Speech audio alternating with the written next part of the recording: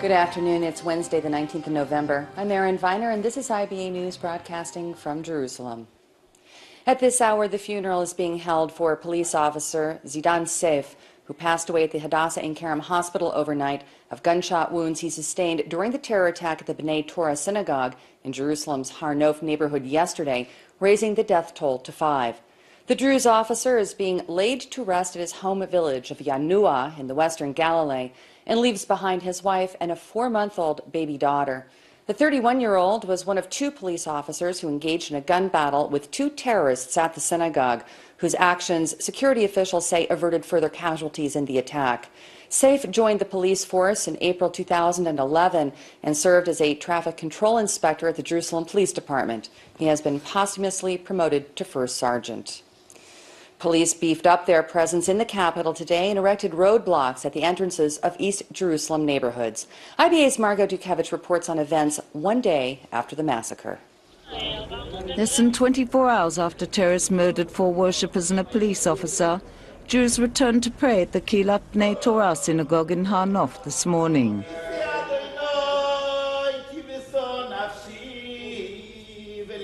Economy Minister Naftali Bennett and Knesset member Dov Lipman were among dozens who attended the morning prayer service. While the bloodstains from yesterday's attack were removed, shattered glass where bullets penetrated served as a sharp reminder of the horrific events.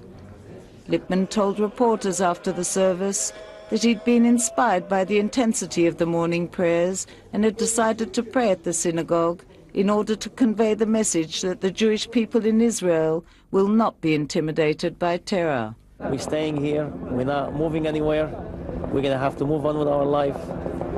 I came from New York 7 years ago to live in Israel. I gave up everything I had in America. I came here. This terrorist attack is not going to change anything. We're going to continue with our life. In the aftermath of yesterday's attack, police beefed up their presence in the capital, deploying additional manpower in and around the old city. Security forces also manned checkpoints set up at the entrances to East Jerusalem neighborhoods. American law enforcement officials said the FBI will investigate yesterday's synagogue attack because 3 of the 5 people killed had dual American-Israeli citizenship. In the Sharfat refugee camp this morning, police fired tear gas and stun grenades to disperse rioters. Clashes occurred in Jebel Mukaba, where the 2 terrorists who perpetrated yesterday's attack were from. In Silwan before dawn, security forces blew up the home of terrorist Abdul Rahman Shaludi, who was shot and killed after he rammed his car into pedestrians at a light rail station on Ammunition Hill, murdering 3-month-old baby Chaya Zissa Brown and 22-year-old Karen Barrera from Ecuador. Following the October 22nd attack, Prime Minister Benjamin Netanyahu ordered authorities to accelerate the process required to destroy terrorists' homes. Families of the next potential terrorists need to know they'll lose their homes, Netanyahu said last night. This is one of an array of steps currently being examined by the security establishment to raise Israel's deterrence. Government officials refuse to describe the wave of terror that has hit the capital, a 3rd intifada, opting instead to describe the violence popular resistance. For the 5 families and 25 orphans who lost someone in yesterday's attack, terminology is meaningless.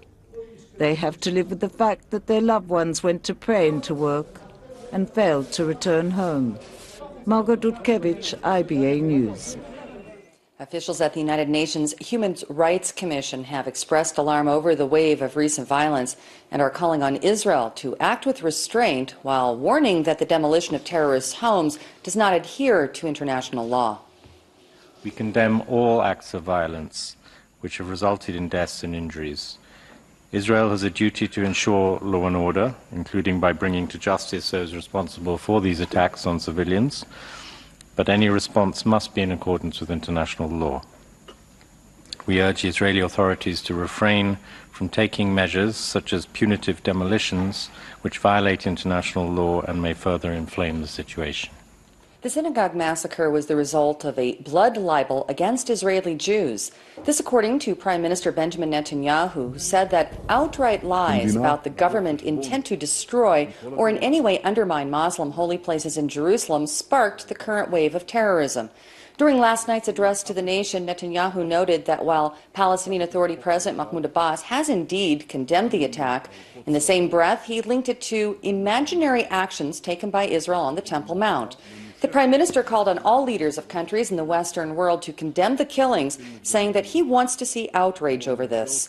Netanyahu also brought up the outpouring of allegations surrounding the Sunday death of an Arab bus driver from East Jerusalem, which was confirmed as a suicide by forensic examination.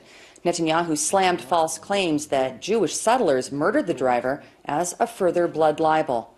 The Prime Minister said that yesterday's attack wasn't just cruel in and of itself, but that it was shocking to hear the cries of happiness and see the holding of large rallies in Gaza and Bethlehem, where candy was distributed in the streets in celebration of the murders of Jews.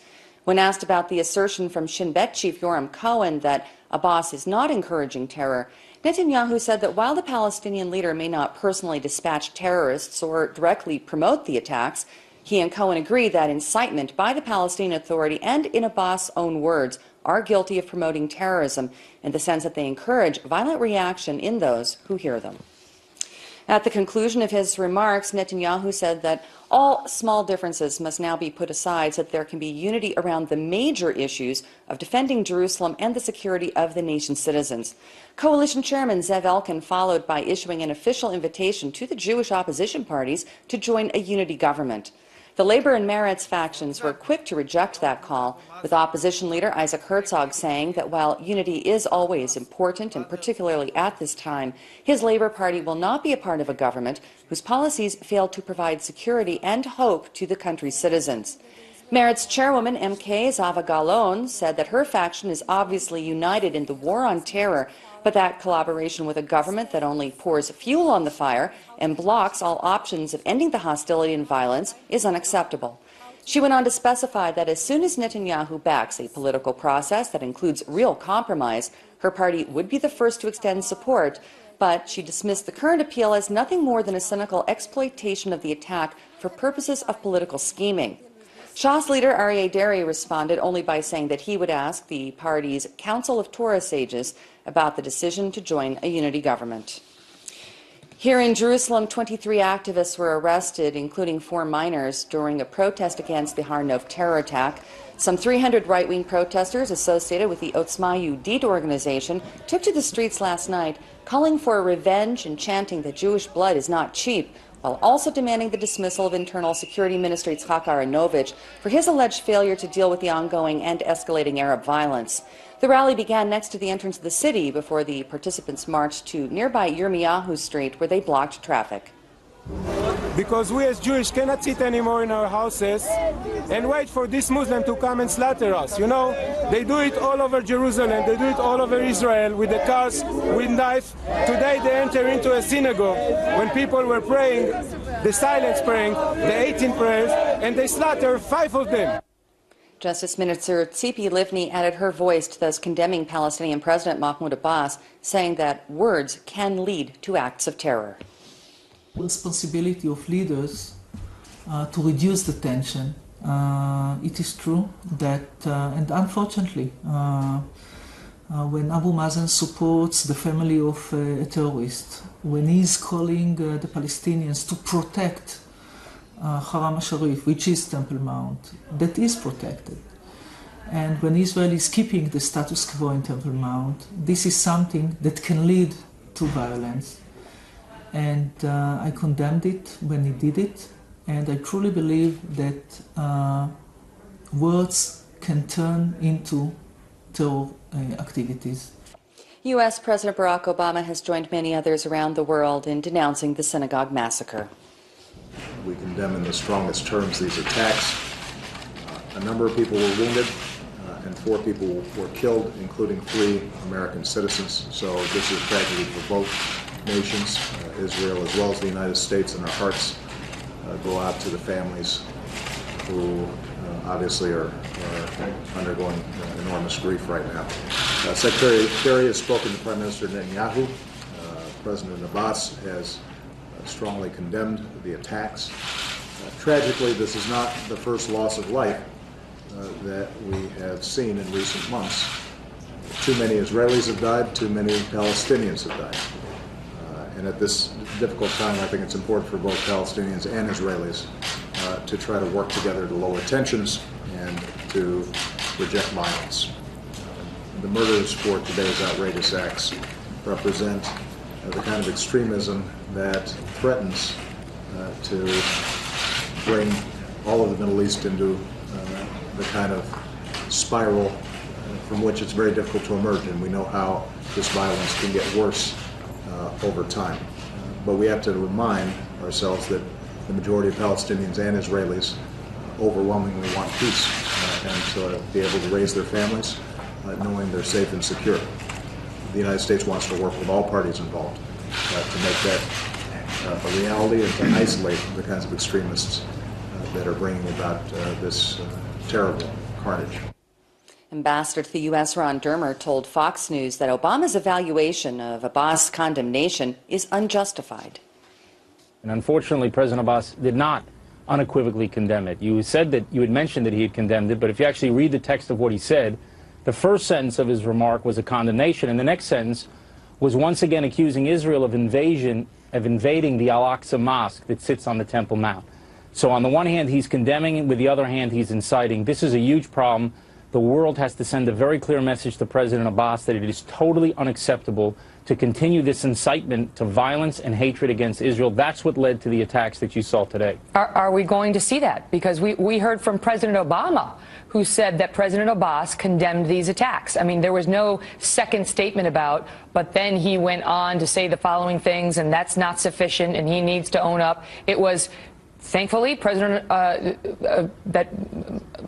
Abbas has condemned the attacks, period. Well, why don't you just put it up on the screen and let your viewers decide for themselves exactly what President Abbas said. They don't condemn it unequivocally. And remember, Megan, President Abbas is sitting in a government with a group of terrorists. He is in a pact with a terror organization, Hamas, the same people who were dancing in the streets, those images that you just showed on television. President Abbas is in a government with them. So why is the world not sending a clear message to President Abbas? You have to end this pact with a terror organization. We're not going to accept you as a legitimate interlocutor for peace if you're in a pact with a terror organization. What kind of message does that send? What the Europeans are telling President Abbas is, we don't really care that you joined up with a terror organization. We don't really care that you're inciting the public against Israel, against Jews, against all the values that we believe in. We don't care about that. We'll give you a state. We'll hand it to you on a silver platter. That's the message he's hearing from Europe. If he doesn't hear a consistent message from the international community that there is no justification for terrorism, we're not interested in your grievances, President Abbas, unless you turn your back on the terror organization Hamas, you stop this incitement against Israel and against Jews, and you turn towards some path towards peace with Israel. Mm-hmm. What do you make of Mr. Netanyahu's promise to respond harshly? What does that mean? Because we saw violence before that led to an outbreak of war over 3 murders of Israelis, and now we see this today. The Americans killed had dual citizenship, Israeli-American, but now we have 5 dead. What do you expect is about to happen? Well, I think that the Prime Minister will do what he has to do to restore security in our nation's capital. This is a savage murder at a synagogue in our capital. Imagine that people went in with meat cleavers and guns into a church in Washington, D.C., and started hacking people to death, and then you saw people dancing in the streets. What type of action would America take? So the Prime Minister is going to do what he has to do to protect Israel's citizens. He's done that in the past, and you can rest assured when the Prime Minister makes a promise, he keeps it. That video is shocking. I mean, it is almost as shocking as the bloody scenes that we saw in the wake of the attack this morning was the dancing, the handing out of candy and cupcakes. We saw children, we saw elderly women celebrating these meat cleaver attacks as people were worshiping in a synagogue. Ambassador, how on earth do you ever go forward? How can there ever be a negotiation with these people? Well, it's really sick, and what you're expressing right now is the right outrage that you need in looking at these scenes. Unfortunately, what you're expressing, the outrage that you're expressing is not shared by governments around the world. They have swept under the rug the problem of incitement for 20 years right now, since the peace process began. If you saw, Megan, day after day what Palestinians were putting on their television stations, which they control, in their official media, the newspapers that they control, in their textbooks, which they control in their schools, if you saw what they were educating a generation of Palestinians to believe, the scenes you saw today would not be shocking. And unfortunately, the world seems to be obsessed and outraged by the idea of Jews building apartments in Jewish neighborhoods in Jerusalem that are going to be part of Israel in any future peace agreement that you can possibly imagine. This summons outrage by the international community. If they would spend a tenth of the time that they spend focusing on this building in these Jewish neighborhoods, focusing on incitement within Palestinian society, we'd be a lot closer to peace today. Members of New York's Jewish community gathered across the street from the Palestinian mission to the United Nations to express their outrage over the Jerusalem attack. The protesters held signs with the names of the victims. They prayed and they sang songs in a display of solidarity with Israel. Several pushed through police barricades to place signs on the mission doorstep, accusing Abbas of responsibility for the massacre because of his own intolerance. The protesters also chanted slogans against the Palestinian leader, whom they say is not only failing to do enough to halt terrorism, but is in fact a central driving force behind it. The blood is dripping from his hands. While a word is a word and a deed is a deed, words lead to deeds. He is responsible. The beheading of a brother American 2 days ago by ISIS is the same as what happened this morning in Israel. ISIS and Hamas, they're all the same. And until America understands that terror is terror, wherever it comes from, we're in trouble. I think it's time that the world wakes up to the reality of what is going on, which is that tragically, Israel's potential partners for peace are celebrating each time there's bloodshed. We won't tolerate the loss of innocent life at no cost. We won't just let that go by without standing here and commemorating it and saying we want the violence against innocent people to stop, and we want the world to hold the Palestinian Authority to account. Two of the U.S.-born rabbis killed in yesterday's attack were once members of the closely bound Jewish community of Kansas City, Missouri, where residents are now expressing deep grief over the loss. Since our founding in 1966, Hyman Brand Hebrew Academy has always been a tight-knit family. We're deeply saddened by the tragic deaths of 4 members of the Jewish community, as well as the death of an Israeli Druze officer in Jerusalem today. HBHA was directly touched by the loss of 2 of the victims of this terrorist attack. Rabbi Kalman Levine, who was in the first graduating class of HBHA in 1976, and Rabbi Moshe Twersky, the uncle of Rabbi Twersky, who was a member of our lower school faculty. We extend our deepest sympathies to the families and friends of both of these men, including the lifelong friends that Rabbi Levine made during his time at HBHA. Earlier today, I had the opportunity to speak with Rabbi Mishalom Twersky about the death of his uncle. His uncle and Rabbi Levine were part of a close-knit community, and Rabbi Twersky also knew Rabbi Levine well. He said both of these men personified Jewish ideals and values and were deeply committed to their families. They will be deeply missed by their spouses, children, and grandchildren, and by the global Jewish community. The other U.S.-born rabbi killed yesterday was 43-year-old Aryeh Kupinski, who was born and raised in the Detroit metropolitan area, where his family were members of what is today Young Israel of Oak Park, one of the biggest Orthodox Jewish congregations in Michigan. He moved to Israel with his family around the age of 10. WXYZ-TV in Detroit spoke with members of the community who knew the late rabbi. He's an incredibly gentle person. He never had anything negative or anything harsh or anything like that. He was just a really, really gentle religious soul. And, you know, for us it's just unfathomably tragic that he was murdered in such a brutal manner. Rabbi Kupinski may have spent most of his life in Israel, but he grew up in Metro Detroit and was a member of Young Israel of Oak Park. He was a student in my son's class at a local school. He was he was a young boy. This goes back many years. He was a student at Akiva Hebrew Day School in Southfield. Rabbi Noam Stein, the school principal, was taught by Rabbi Kopinski's father and tells me his family was highly respected in the Jewish community. He's somebody who, we've all of the children in the community really looked up to. This was the rabbi's son, and he went on to himself be a rabbi and an important teacher in Israel. Rabbi Stein says students here were informed about the devastating news this morning. We held special prayers during prayer service for the families, and also there are unfortunately a whole bunch of people who were pretty gruesomely injured.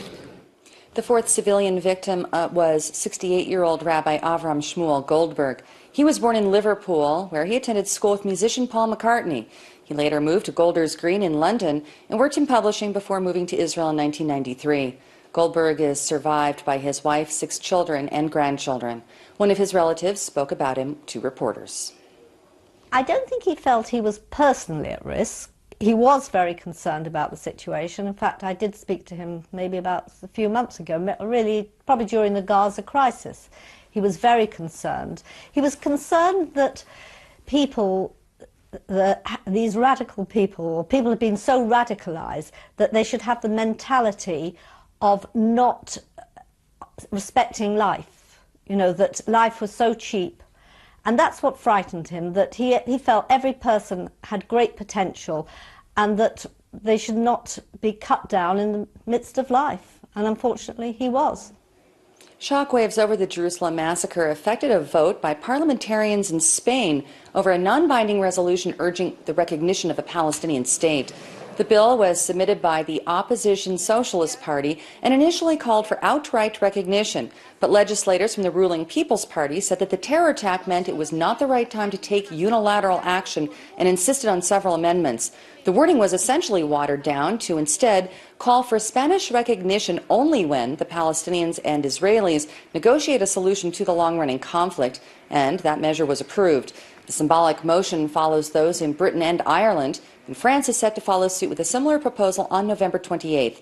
Sweden is so far the only European Union nation to have granted Palestine full recognition. Here at home and in financial news, both the shekel and share prices on the Tel Aviv Stock Exchange put in mixed performances today. Here's a look at the mid-afternoon numbers.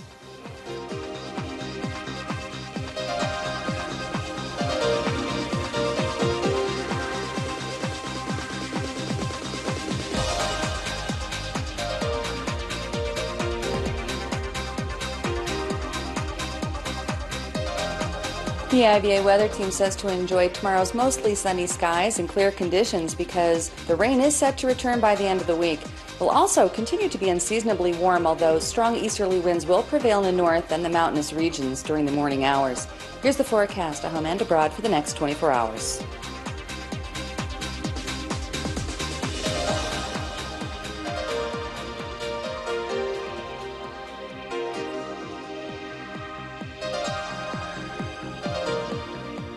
Thank you for being with us this afternoon. We hope to see you again tomorrow at 4 o'clock when Laura Kornfield will be at this desk to bring you the latest breaking news from Israel. I'm Erin Viner, wishing you a pleasant evening and shalom from Jerusalem.